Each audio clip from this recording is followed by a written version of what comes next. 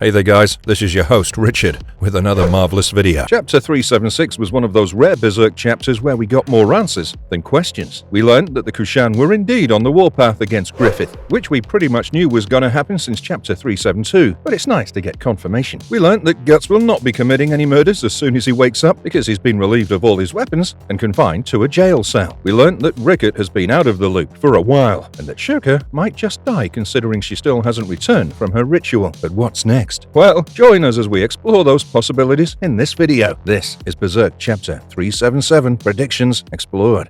Schierke is not only alive, she saved Guts and will probably also save Casca. If you guys watched our Chapter 376 analysis video, which you really should if you haven't already, you'd have seen us talking about Schierke's apparent comatose state not being what it seems like. The chapter opens with Guts getting swept away in what looks like a torrent of Odd. Odd, for those of you who might not know, is the term used to describe life force in Berserk, spirit energy, chi, chakra, whatever you want to call it. Now, the reason we know it's his luminous body getting swept away by the torrent is because 1. We've seen the design before, and 2. The torrent itself appears to be Griffith. Usually, we see Guts' luminous body only in relation to the Berserker armor or major astral developments, like the Great Roar. So it's weird seeing his luminous body open up the chapter. It's even weirder seeing Schierke show up to save him. This makes a lot more sense later on in the chapter, when we see that Schierke is still in the trance she entered in chapter 374. While everyone else is freaking out, we think that opening sequence was our hint that everything is fine. In fact, it looks like everything is going according to plan. Schierke projected her ethereal body into the World Tree in an attempt to find Casca's location and rescue her, if possible. Now, the World Tree and its branches are basically a manifestation of the Dragon Path of the Astral World, which connects its deepest layers, including the Abyss. It's possible that Guts was sinking towards the Abyss, because he's been feeling despair more keenly now than ever before, and he does have a behelit in his possession. But considering the fact that we saw him relieved of all his weapons, we can't imagine the Kusan left the behelit on him, especially considering Daiba knows exactly what it is. So the second explanation is that somehow Guts managed to project his luminous body into the World Tree's branches in an attempt to seek out Griffith. Now, this makes narrative sense considering the last thing he saw was Griffith stealing his girl, and his convulsions in chapter 373 were all about finding enough power to finally enact his revenge. Guts has been in and out of consciousness in a bad way since Elfhelm was destroyed, and we know that the subconscious mind is the one that shares the strongest link with the astral world. It's possible that Guts' intense subconscious desire to pursue Griffith led to such a thing happening, and there's another possibility as well. Guts' ego is depicted in this fashion whenever he's inside of the Berserker armor. Now, the characteristic teeth and fangs and chains are missing, but his last conscious thought was him interacting with the beast that his armor is shaped after. It's possible that current also represented him losing his mind to the beast, but in all of those contexts, Schierke being his savior makes total sense. Schierke has come a long way since her last screw-up. This was the moment she allowed the Lady of the Waves consciousness to take over her own. Since then, she stepped up her game immensely, and she's the magical prodigy in Berserk. The girl was offered a communion opportunity with daemons, an honor reserved for those who were chosen to become great gurus. And becoming a great guru basically means completing magic. No, we don't think she's lost to the ether. We think she's just taking her time inside of it, trying to come up with a plan whilst looking out for her friends. Once Schierke entered the World Tree, her consciousness became linked to the deepest layers of the astral world. She must have sensed Guts entering it from afar, and rushed over to help him before returning to the task at hand, that being rescuing Casca. If a person's experienced enough, they can cover thousands of miles in mere seconds by traveling the World Tree's branches. Schierke coming to help out Guts from Falconia and then rushing back makes perfect sense, considering she basically used a sky path, just mentally. The reason she hasn't returned probably has a lot to do with the fact that she has an opportunity to do the unthinkable. In chapter 376, we learn that Griffith's vanguard has been spotted at the Kusan Empire's western border. This means that his army must be on the move, and if that's the case, then he can't risk bringing Casca along with him. He'll be leaving her behind, and this will give Schierke the chance to steal her back. She might even be reunited with an old friend, because we think Griffith is also going to take Sonya out of the equation before making his final play. Considering the fact that she's going to basically be a ghost when she reaches Falconia, Schierke will need someone to help her break out Casca, and it being Sonya makes perfect sense. In chapter 372, we saw Casca try to stage a jailbreak at Falconia and fail. Shortly after, we saw Irvine report to Griffith that the bird's flight was now over. This can be Casca, but it can also be Sonya, considering she looked shocked at the sight of her in chapter 371. This is a long shot, we know, but we trust Schierke to come through on this one, and if she brings Sonya over to Guts' side, it'd be even better. With her spiritual perception and oracle powers, Sonya, Schierke, and Daiba will become a magical trio that makes gods tremble, because otherwise otherwise, her mission would have been for naught, and that entire opening sequence from Chapter 376 would have just been a hallucination in Guts' mind, which just isn't that interesting anymore. Oh,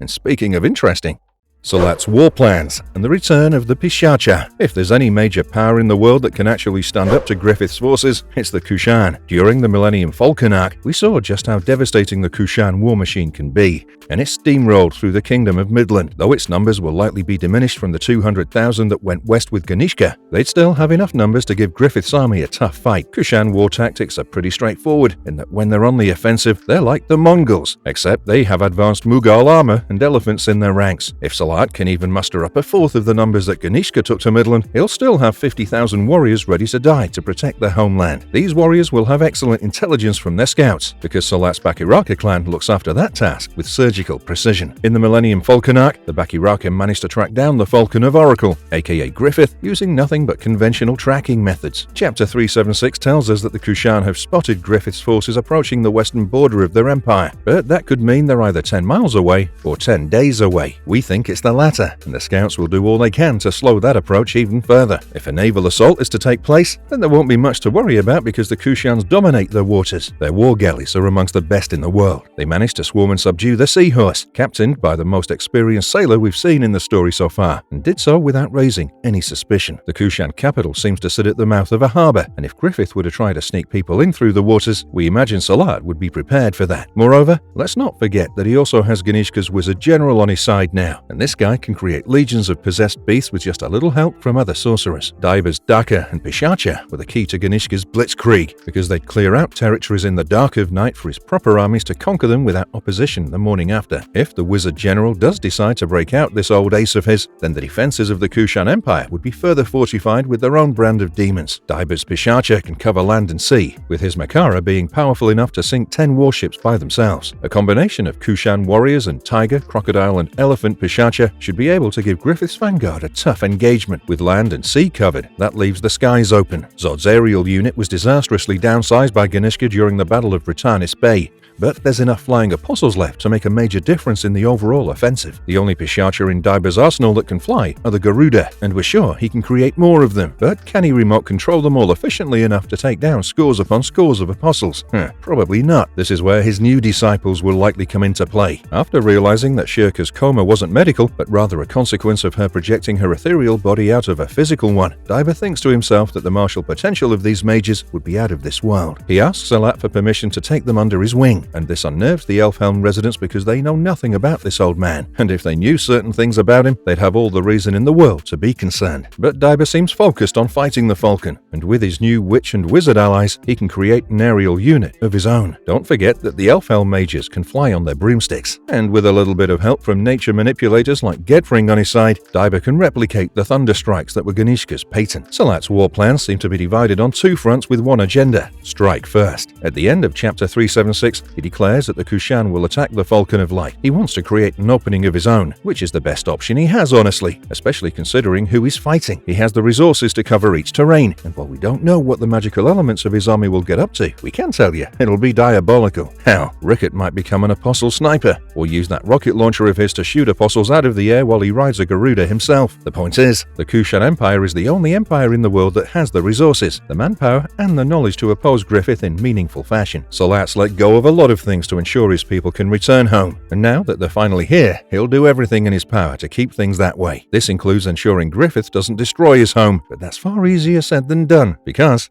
Griffith's forces will win the first skirmish until Guts arrives. It's become a trend in Berserk that Guts will show up just when his side is losing and turn the odds in their favor rapidly during any battle. But this time will be different because, well, we're not even sure if he'll be involved in the Kusan offensive. Silat's idea is to use all the tools in his arsenal, including the new ones, except Guts. For some reason, Silat's concerned about the Berserker, even though he's taken the armor away from Guts. He knows that Schierke is the girl that reins him in when he loses himself, and that he's a risk to everyone around him when that happens. especially his allies. Silat and Daiba found the seahorse based off a prophecy the latter had about the Black Beast's arrival, which is a clear reference to Guts. It seems as though the young master and the Wizard General are hiding something from the rest of us, and we have an idea of what that might be. But we'll get to it after we've explained why all of Silat's preparation might still fall short in the face of Griffith's war demons, because that's who we'll be facing first, and this won't be a divided assault either, like it usually is. In Chapter 372, Griffith told all his war demon captains that they'll be heading east. Now, back in Britannis, it was mostly Zod's unit doing the fighting. Before that, in Wyndham, it was a combination of Locus's lancers and Irvine's archers. And before that, when Griffith destroyed Flora's mansion, he sent Grunbeld to see it, with Zod as support. This time, it'll be all of them combined, and that's an assault that can't be stalled forever. Grunbeld alone would easily break through Kushan defenses and maul the Pishacha with his dragon tusk before burning them all to death. Irvine's archers can easily take out the Hadashada that control them from a long distance and clean up any other covert elements of their operation in a single sweep. Let's not even get into the amount of damage Locus and Zod can inflict, because we're sure most Berserk fans know it already. And when Silat says his men have spotted Griffith's vanguard, he clearly means war demons, because the Falcon trusts them more than humans. While the Kushan assault is bold, they'll inadvertently be forced to defend, and like always, the tide will only turn when the Black Swordsman enters the field. But then the question becomes, will he even be allowed to? And if he does end up there, will he even be himself? The main concern with Guts is that he's not in the headspace to fight another war. He's on the brink of going full tilt cuckoo with a certification in schizophrenic breakouts. He's already seeing things that aren't there and hearing voices that don't exist. It's very likely that the reason Silat has him chained up is because Daiba warned him that Guts would lead to the destruction of their homeland. And if our prediction about how the assault is gonna play out comes true, then the Bakiraka Prince won't have much choice besides unleashing the beast. Berserker Guts can pretty much wipe out every demonic unit under Griffith's command, but if he does so, that'll be his last act in life. Fighting Locust, Zod, Irvine and Grunbeld at the same time will surely kill him if the Berserker armor doesn't do it first, and he losing himself may also lead to the deaths of a few of his friends. Silat has lost to Guts twice and personally witnessed the carnage he's capable of multiple times over. His caution is justified, but this isn't a war he can win by being cautious. When reason itself is mutilated to make it bow to one man's vision for the world, all bets are off, and the gloves need not stay on one's hands. The blood will flow, as the Beast of Darkness likes to say, and we personally think Guts' soul will prevail over it in the end. Marvelous verdict, but that's our opinion on the matter, and also how we think things are going to play out in Chapter 377. There are only two ways in which Studio Gaga can go from this point, because all three major plot points were addressed in 376. We found out Guts and Schierke's current status, Griffith's plans, and Silat's plans to counter those plans. 377 will likely open up an explanation of Silat and Daiba's strategies, or Griffith's, if it doesn't focus on Guts or Casca in the opening. But once again, that's what we think. Let us know what you think in the comments below. Don't forget to like, share, and subscribe if you enjoyed the content, and we'll see you guys in the next one. Until then, keep struggling, strugglers.